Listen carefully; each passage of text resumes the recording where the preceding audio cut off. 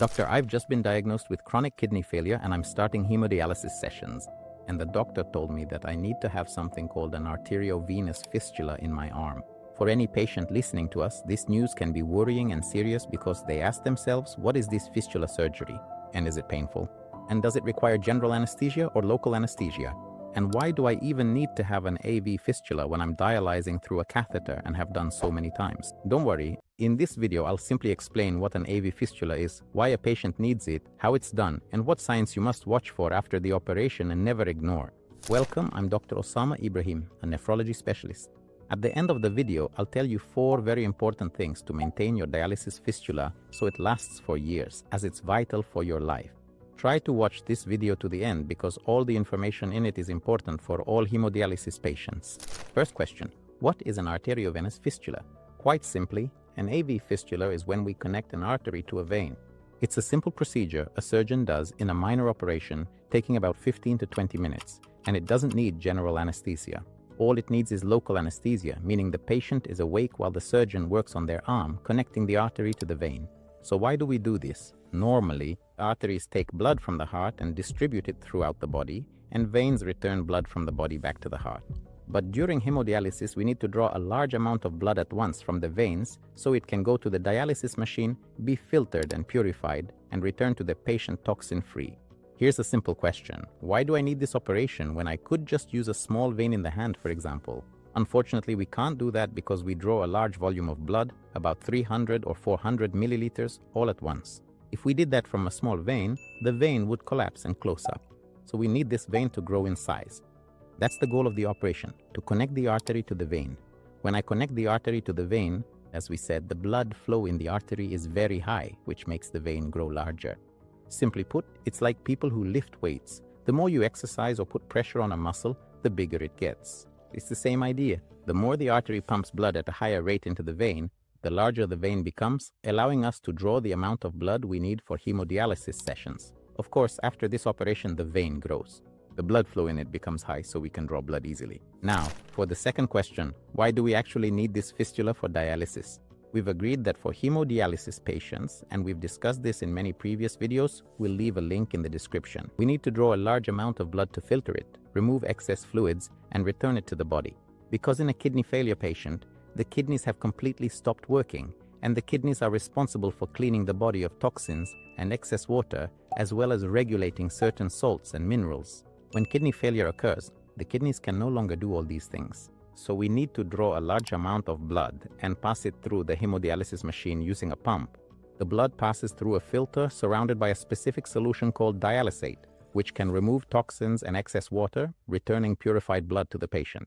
There are 3 ways we can perform this procedure. Either we insert a temporary neck catheter or a permanent neck catheter, or we create an arteriovenous fistula, which is what we're talking about in most cases. The best choice for a kidney failure patient is the arterial fistula. But why? Simply put, the temporary neck catheter that's inserted is very likely to get infected as well. We use it for something temporary, meaning the patient comes to the hospital with very high levels in kidney function tests. We need quick interventions, so we insert a neck catheter, either here in the neck or in the chest, to perform hemodialysis sessions. After that, we move to the second stage. Either we insert a permanent catheter here that stays for a while, maybe years, which we also don't prefer, but sometimes we're forced to do it for specific reasons, like if the patient's veins and arteries aren't suitable for a fistula or a shunt. But the best choice is the arteriovenous fistula we're talking about. Why is that? Simply because it's easy to set up. The patient gets the needles inserted and then they're removed. Secondly, it's less prone to inflammation because the catheter, whether permanent or temporary, is a connection to the heart muscle, and it's very possible for water to get on it while showering or for it to be exposed to infection. This puts the patient in major trouble. But the arteriovenous fistula has a much lower risk of infection. So simply, we have 3 methods for the hemodialysis process. Either a catheter, whether a neck catheter, temporary or permanent. The arterial connection, which is the fistula. There's also something called a synthetic venous graft, which is this graft. Sometimes we use it when it's impossible to connect the natural artery to the vein. We insert a simple tube made of a specific material to perform this function. Moving to the second question, how is the procedure done? Many patients are anxious about the arterial fistula procedure. Questions come to their minds like, is this procedure painful?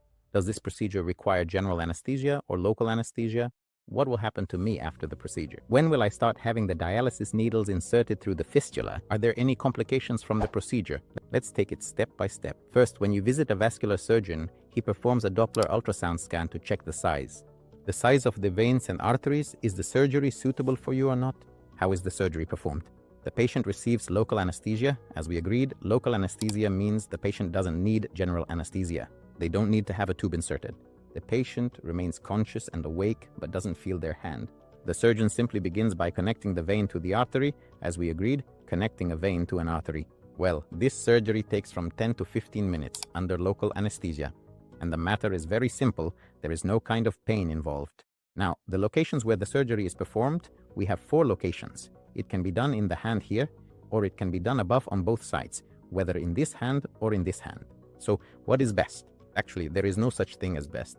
The surgeon or vascular surgeon is the one who determines the best location for the surgery based on the thickness of your veins. But there is an important piece of information. The patient, as we agreed, has 4 locations. 2 in the hand, here, here, and above.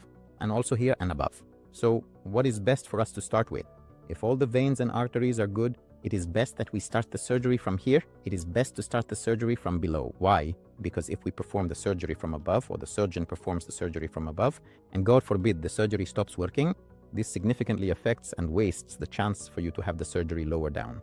In any case, this decision is made by the surgeon based on the thickness of the blood vessels and your health condition. Let's move to the second point. You have had the surgery. What happens after the surgery? The blood flow in the artery begins to increase into the vein.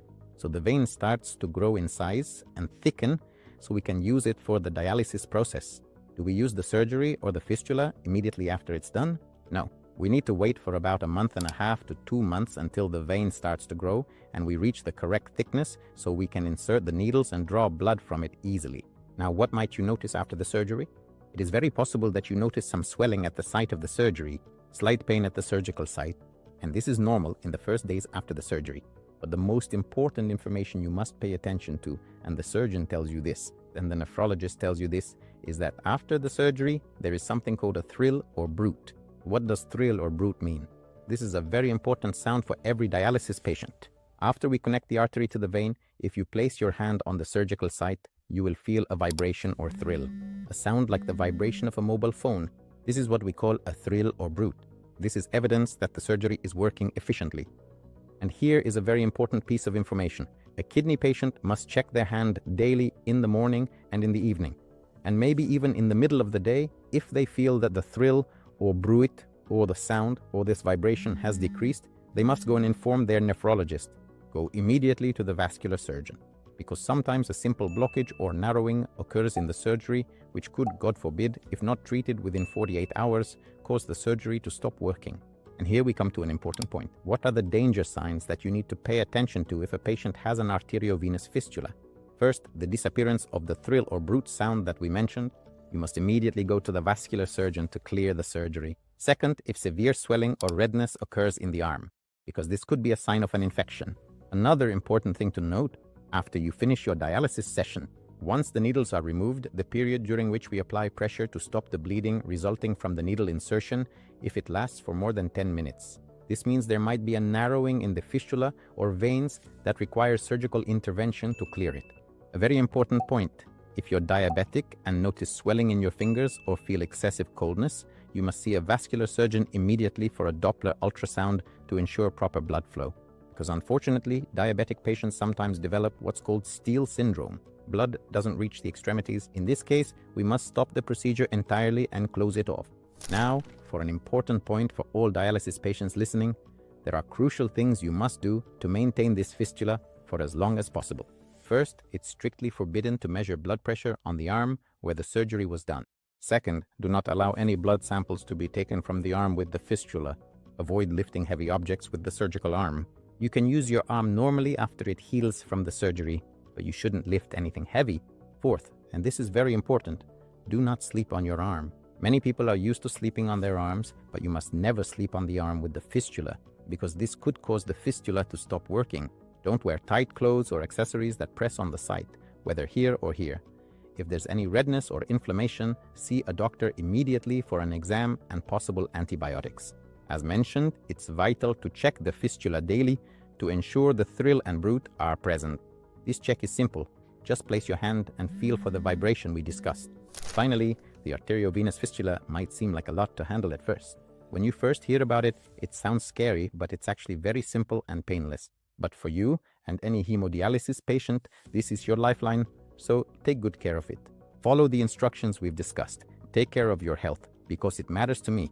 And remember, we made this video today with the best of intentions. We also hope you've done something good today. Always make that a rule for yourself. Like and share, and help others. I'll see you next week to check in on you and reassure you. If you liked this video, don't forget to share it with anyone starting hemodialysis for kidney failure, or if they have impaired kidney function and the doctor advises them to prepare for this procedure. I wish you all the best. Take care of your health. Stay safe